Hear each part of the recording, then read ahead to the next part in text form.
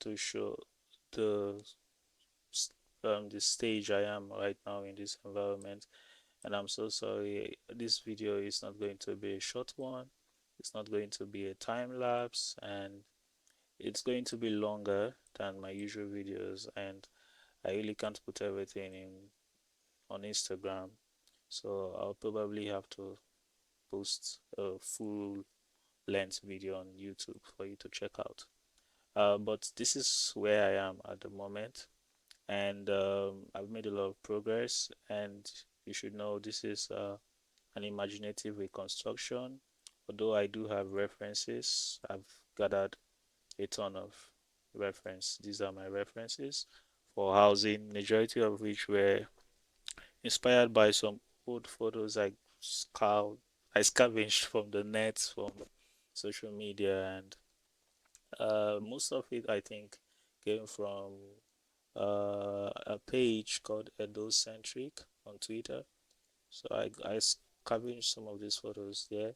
Yeah, I got this from Edocentric, and this is the Ikimwi tree for those who've been following my previous video and the creation process of the tree.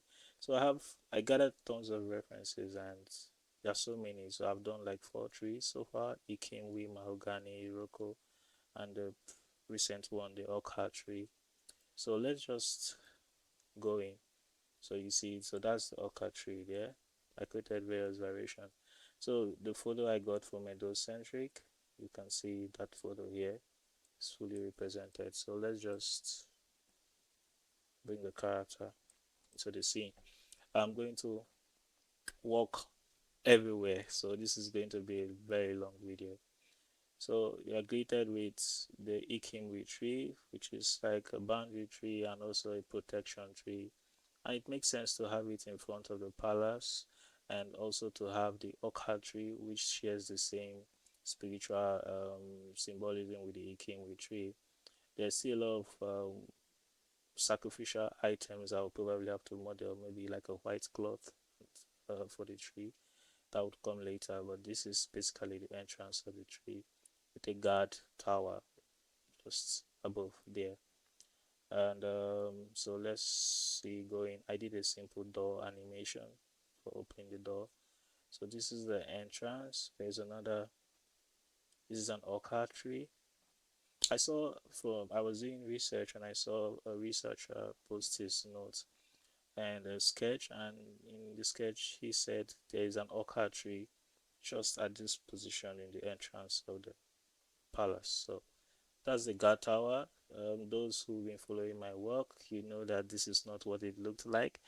I did a bit of modifications, changed it a little, so it looks, I don't know. I'm just following my intuition at this point. So I created like lookouts for the guards in this section of the tower, and there is these ones we've already visited before in my previous video. So over there, it's a mahogany tree, and basically these small huts you see, this housing you see here, I want it to be like you're greeted with the soldiers first before you even get to see people. So soldiers live in this housing. There's a tree, open courtyard. I'll probably fill this place up later with some more vegetation, and probably some props to just make it a bit tight. It looks so empty at this point. So that's another guard tower, and this is the central guard area. And um, like I said, those who've been following my work, you probably remember this building, part of the guard tower building. I've gone ahead to do a little work in the interior, and this is from research.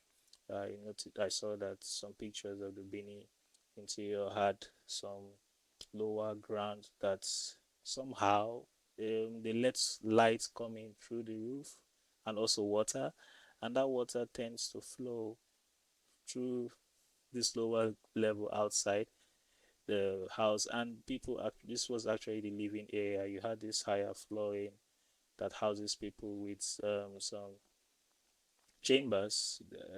I think they are called atriums, and with sleeping areas that can serve as storage and sleeping area. So this is where I think this is like a guard sleeping area with, and I kind of categorize them. So maybe like a commander would probably stay in somewhere nicer, like this corner. If I eventually make this into a game, it's going to my main character is probably going to be a soldier. So I'll probably write the story like a soldier moving up the ranks and finally ending up staying here, but will probably start off staying in one of these smaller atriums within the wall. But that's it. I'm not thinking of making a game with it yet, but if that becomes a reality in future, we'll see. So, okay, we have a mahogany tree. There are different variations. I created shrubs and large ones for the central area. And I created, should I call it like a cage for slaves? So I want something like a feeling. If you are a visitor coming into the palace, and you had bad intention, you walked all the way down straight. If you had bad intention, seeing cage slaves in these cages might somehow terrify you, because you don't want to get caught. So I feel like putting a slave, kind of a prison, just where the guards can watch, uh, it's brings the slaves to proximity to the guards, and also somehow instills fear into people who have ill intents towards the king or any of the royal household. So that's a mini cage. I'm going to create more of that, by the way. And so we walk all the way. This place is a maze. I designed it like a maze. I sometimes even get lost walking around this region. So we go down through this doorway, passageway, and you arrive at the the throne room of the king, which is this level. To those who remember, this is the throne room of the king, the altar where the king's stool is, and some of the Benin bronze plaques. Um, some of this sculpture, like the one above the door, is from Afro Art Studio. And Ikimwi tree again, boundary tree, and also some people do use it like fences. So I'm thinking maybe I would use the Ikimwi tree to just cover this whole area and leave a little opening. But where I really enjoyed using this tree was here. So I'm thinking this area it's where the royal family stays, just next to the throne room. And the entrance, I see this kind of design where flora is used as a form of fencing and gateway in buildings. It's quite common in my place, and I just felt I should represent it in this work. Also, it's very typical of creatives and artists like us. You see a little piece of ourselves.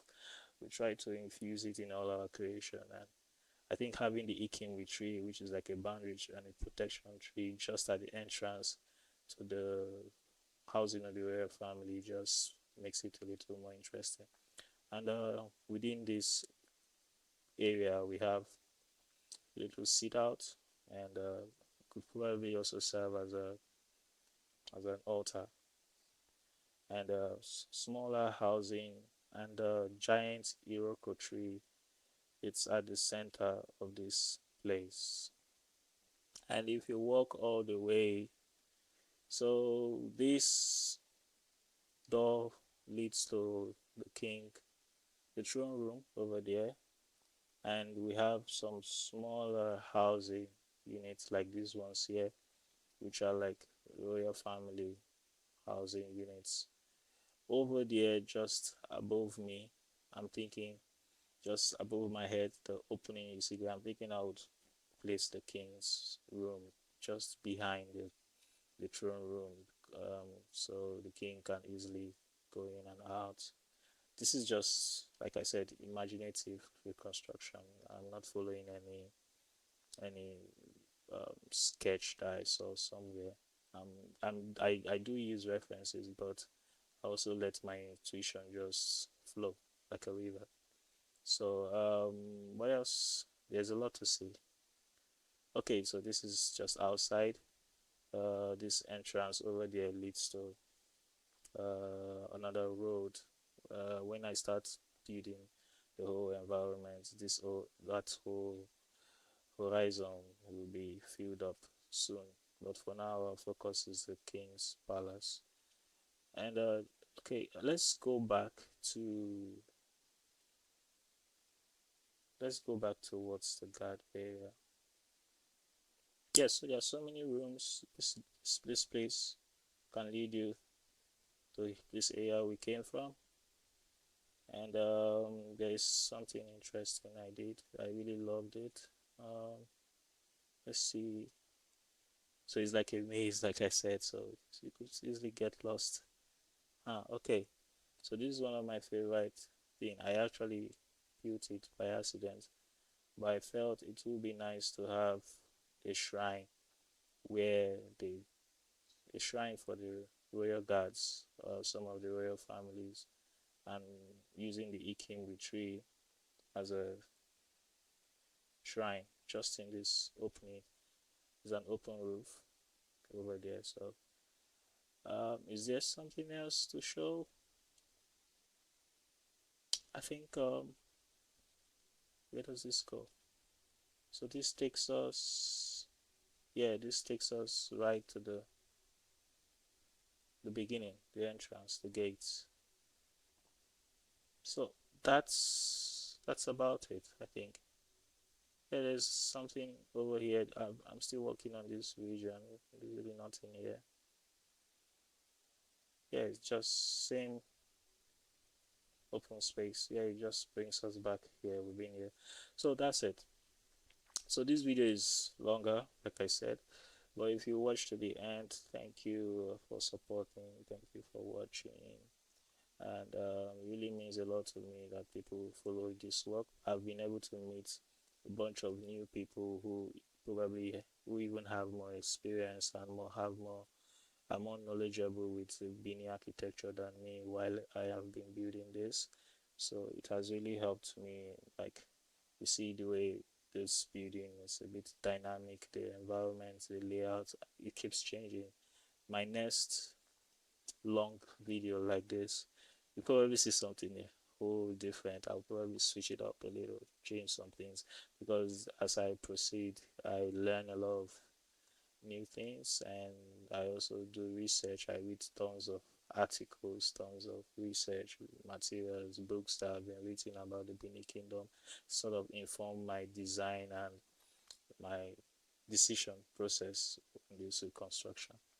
All right, thank you, and cheers. Until the next one.